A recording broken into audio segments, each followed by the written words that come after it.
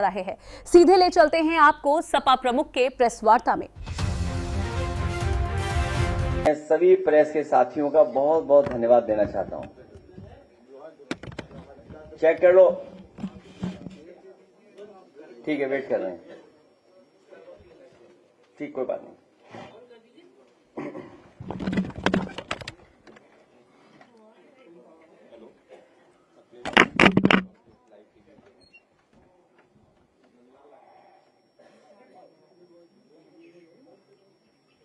जब आपके कनेक्शन हुआ तो बता देना। हो गया, ठीक है। मैं सबसे पहले अपने प्रेस के साथियों का बहुत बहुत धन्यवाद और आभार प्रकट करना चाहता हूं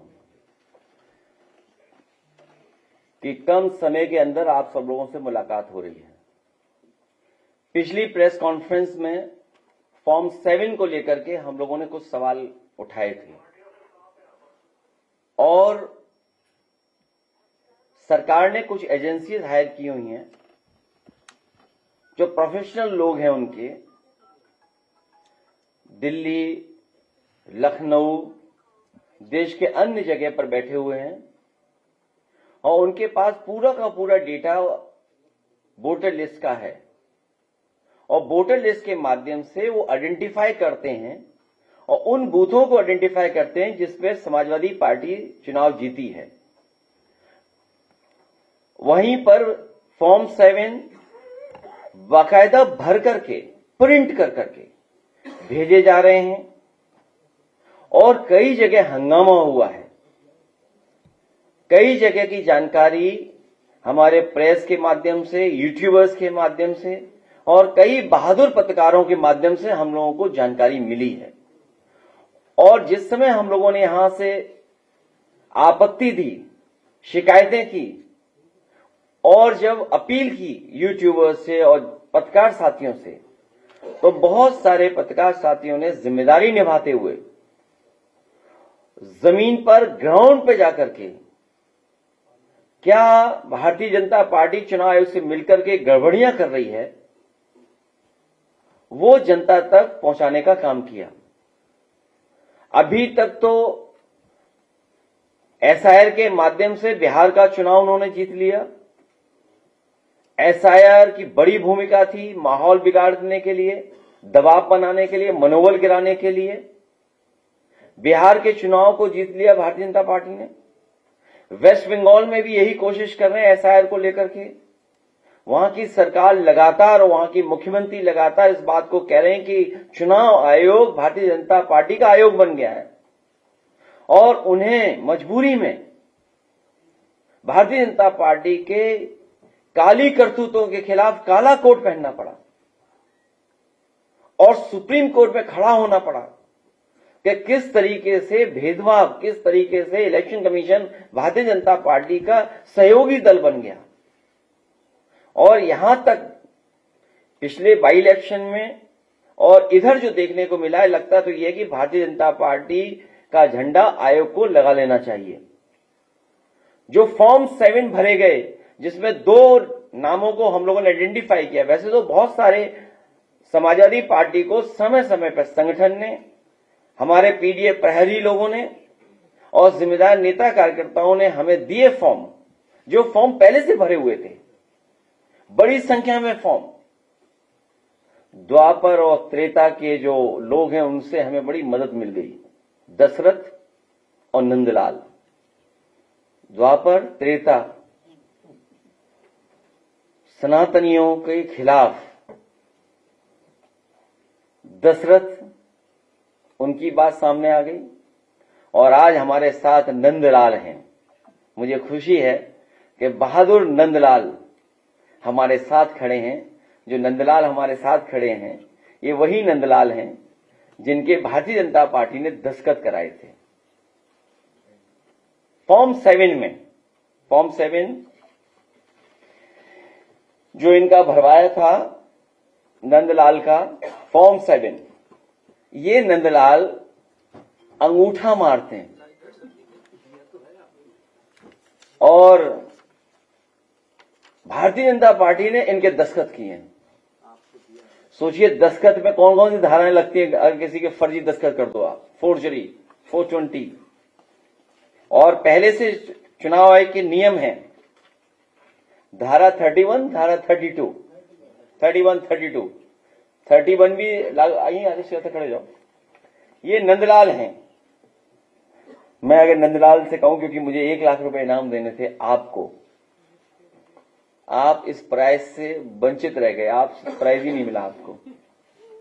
वही प्राइज जो आपको देना था मुझे, वही प्राइज मैंने इनको दिया। 1 लाख रुपए हम लोग इनकी बहादुरी के लिए और इन्होंने जो लोकतंत्र बचाया उसके लिए, और जो सच्चाई हम लोगों के लिए सामने लाए। अब भारतीय जनता पार्टी के लोग पीछे पड़े हुए थे इनके। मैं 1 लाख रुपए और इनके मंदिर निर्माण जो कर रही है, ये बहुत ही धार्मिक व्यक्ति हैं, देवी के प्रति इन्हें प्रति बहुत लगाव है। अपने गांव में ही, अपने घर पे ही मंदिर का निर्माण कर रहे हैं, दुर्गा मां का। तो हम समाजवादी लोग इनके मंदिर को बनाने में भी पूरा सहयोग करेंगे, क्योंकि देवी की वजह से ही आज इनमें इतनी बहादुरी, साहस आया है, और उन्हीं की वजह से आज भारतीय जनता पार्टी पकड़ी गई है बेईमानी करते हुए। ठीक, ये लोकतंत्र बचाने वाले प्रहरी हमारे पीडीए प्रहरी पूर्व विधायक अरुण वर्मा और इनके तमाम सहयोगी साथियों, जिनका नाम मैं नहीं ले सकता हूं, उनके प्रयासों से आज नंदलाल हमारे आपके सामने हैं। भारत निर्वाचन आयोग का नियम है, यदि कोई व्यक्ति मतदाता सूची से नाम कटवाने के लिए फॉल्स लिखित कथन करता है, अथवा कोई व्यक्ति किसी दूसरे व्यक्ति की ओर से ऐसे आवेदन प्रस्तुत करता है किसी विरुद्ध लोक जो 31 है, धारा 31, 32 के तहत एफआईआर दर्ज कराई जाएगी। तो अब हमें उम्मीद है कि भारतीय जनता पार्टी की सरकार भारतीय जनता पार्टी के नेताओं पर एफआईआर दर्ज कराएगी और इसकी आगे कार्रवाई करेंगे। हम अपने विधायकों से कहेंगे, क्योंकि बड़ी संख्या में विधायकों के पास जानकारी मिल रही है, वो जमीन पर हैं। विधायक सैजुल इस्लाम, उनके क्षेत्र में भी फॉल्स इंफॉर्मेशन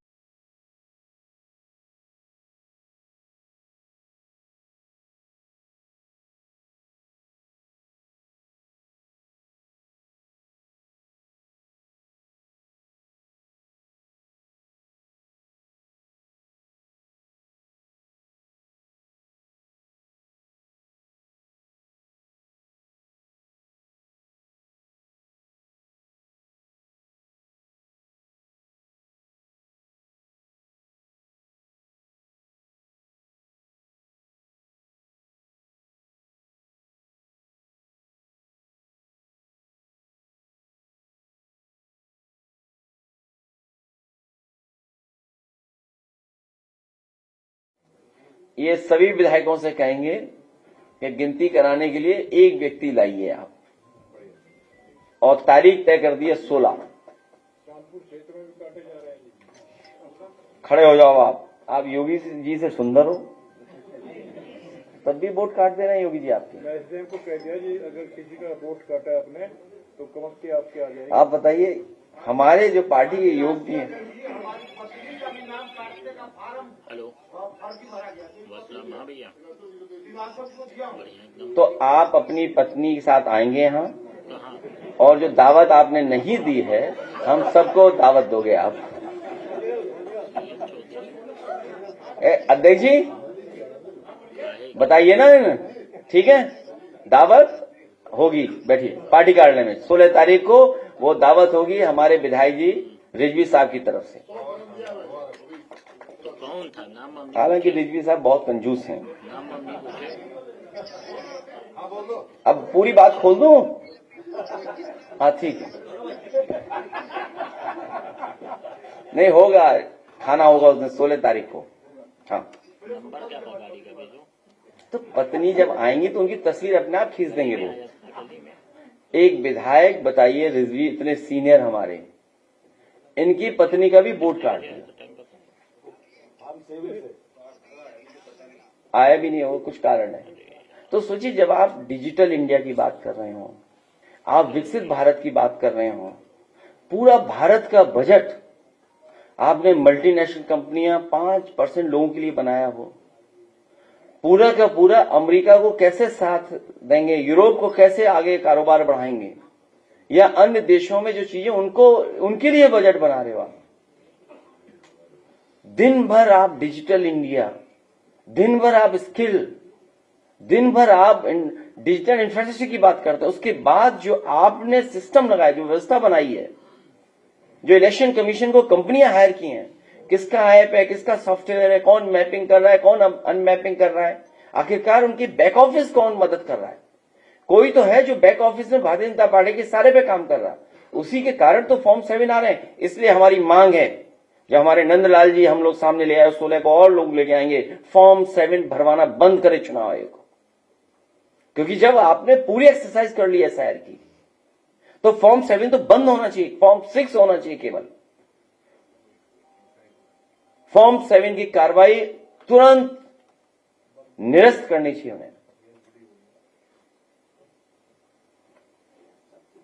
और हमारे विधायक लोग पूरी तैयारी के साथ सरकार को घेरेंगे, भ्रष्टाचार पर, महंगाई पर, किसानों के सवाल पर, नौजवानों के सवाल पर, महिलाओं की सुरक्षा को लेकर के, या अन्य जिस तरह की घटनाएं सुनने को मिल रही हैं। अपराधी जेल से भाग जा रहे हैं, और जो भागे हैं उनका सहयोग करने वाले बड़े बड़े अधिकारी होंगे। बिना बड़े अधिकारियों के कोई भाग नहीं सकता। और ये भगाए इसलिए जा रहे हैं क्योंकि दिन कम बचे हैं, सरकार का आखिरी बजट है, सब अपने अपने स्थान सेट कर रहे हैं। सुनने में आया है कि ऐसा भगाया, एस्कॉर्ट किया और सीधा नेपाल बॉर्डर क्रॉस किया, हवाई जहाज में बैठाया, विदेश भेज दिया। कोडीन, सिरप, वो तो चल ही रहा है। इन्हीं के लोग निकल रहे हैं, इन्हीं के लोग शामिल मिल रहे हैं उसमें, बड़े पैमाने पे इन्हीं के लोग शामिल हो रहे हैं। रियल एस्टेट वैल्यू बढ़ा ली इन्होंने। और जिस सरकार से कोई उम्मीद न रही हो, या जिस सरकार ने जनता को पिछले इतने वर्षों में निराश किया हो, उसके आखिरी बजट से क्या उम्मीद होगी हम सबको। इनको किसी की फिक्र नहीं है, ना किसान की, ना गरीब की, किसी की फिक्र नहीं है। और फिक्र होती तो इतनी महंगाई बढ़ती, इतना सोना महंगा हो जाता। ये हमारे विधायक या हम सब लोग जानते हैं, गरीब परिवार आज शादी नहीं करा सकता, इतना महंगा है हर सामान। सोना तो भूल जाइए।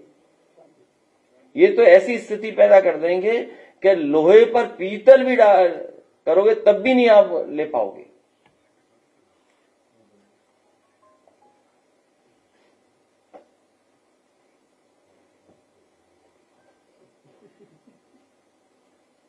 इसलिए नंदलाल को एक बार फिर बधाई, बहुत शुभकामनाएं।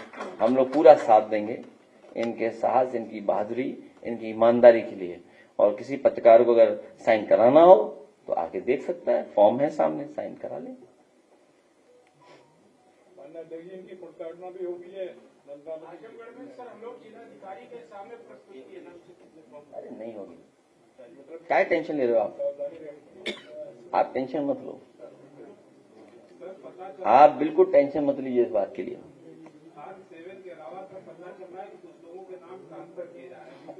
वो जानकारी लेंगे समय समय पर।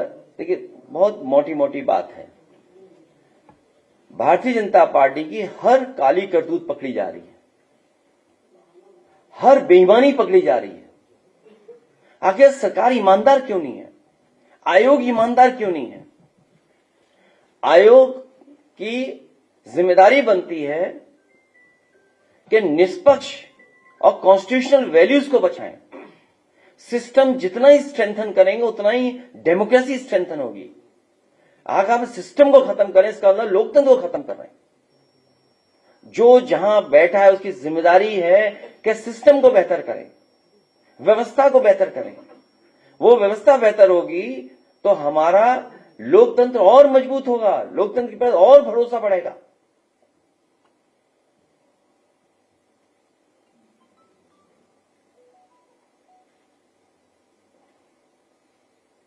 कई बीएलओज के भी बयान सामने आ रहे हैं, उनका ये दावा है कि दबाव बनाया जा रहा है उन पर कि और बढ़ाए जाएं।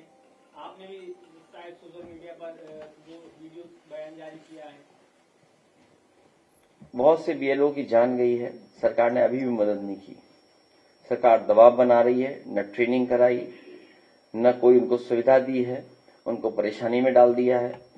दबाव, धमकी और तरह तरह का प्रलोभन ये बीएलओ को किया जा रहा है। लेकिन उसके बावजूद भी बड़ी संख्या में बीएलओ ऐसे हैं जो लोकतंत्र को बचाने के लिए वो खड़े हुए हैं, वो भारतीय जनता पार्टी से नहीं झुक रहे। बनारस में जाकर पत्रकार और जन आदर्श भारत वाला बहुत बड़ा उजागर है।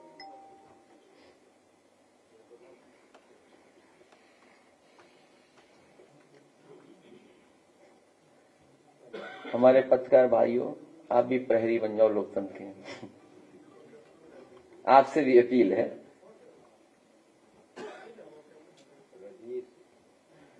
अब बीजेपी वाले व्हाट्सएप में भी चले गए, चैनलों में तो थे ही, व्हाट्सएप पे भी आ गए, अंदर अंदर पत्रकारों के व्हाट्सएप पे आ गए। सर, कई जगह पे सोशल मीडिया पे कि आप 2027 से सपा रिजॉर्ट नोएडा से शुरू करने जा रहे हैं। अभी केवल फॉर्म 7, फॉर्म 6 बीएलओ और ये नंदलाल जी का फॉर्म है, ये जिसमें उनके दस्तखत हैं, ये दस्तखत नहीं कर पाते हैं, ये अंगूठा मारते हैं।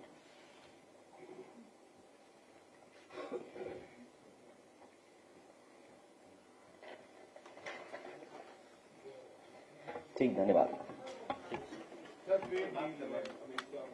क्या चीज? डील ने ढील दी है,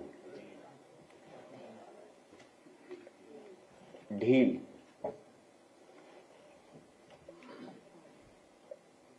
डब्ल्यूटीओ के बाद बड़े पैमाने पर बाजार खोल दिया गया है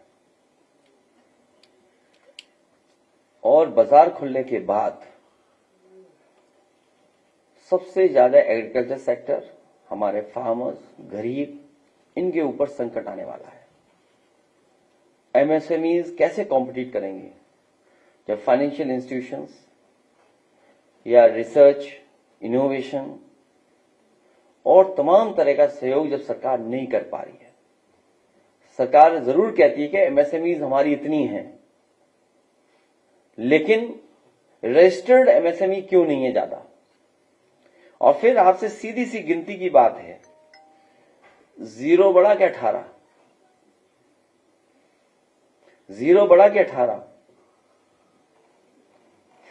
बीजेपी गिनती ही नहीं जानती है।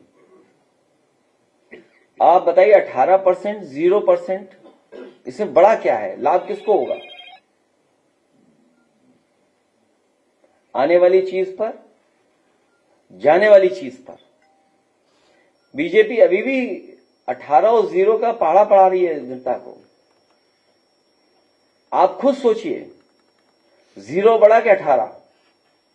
जिसको ये बात समझ में आ जाएगी वो समझ जाएगा कि डील नहीं ढील दी गई है, पूरा बाजार उनके हाथों में चला जाएगा।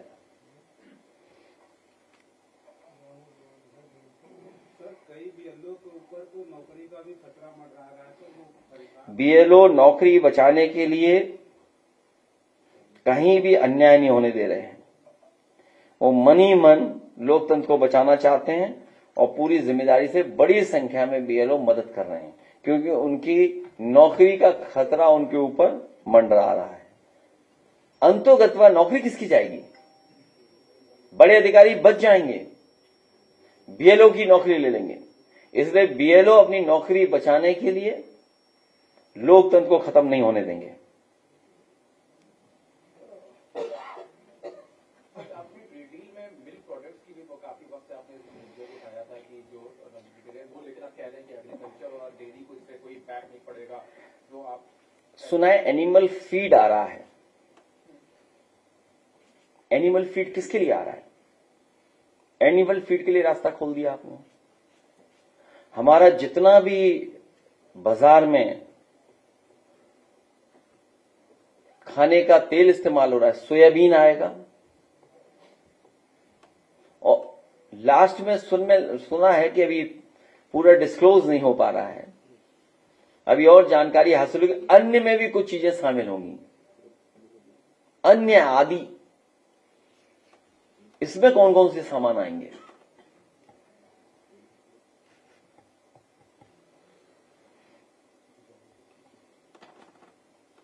क्या फॉर्म 7 का मिसयूज हो रहा है, जो आपने कहा कि फॉर्म 7 बंद कर दिया जाना चाहिए? आप ऐसा आओ, नंदलाल की दस्तखत करा लो। आप आओ, दस्तखत करा लो नंदलाल की, और ये नंदलाल का फॉर्म है, और नंदलाल ये खड़े, हम यहां खड़े,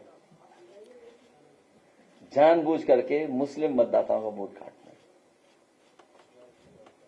नागरिकता अगर है आपकी भारत की, तो आप वोट डालने वाले अधिकार है आपके पास, वोट का अधिकार है। इसीलिए कई बार का ये एसआईआर नहीं, एनआरसी था। ये रहे नंदलाल और ये रहा इनका फॉर्म। इसके बाद और क्या सबूत चाहिए आपको? आयोग बताए, सरकार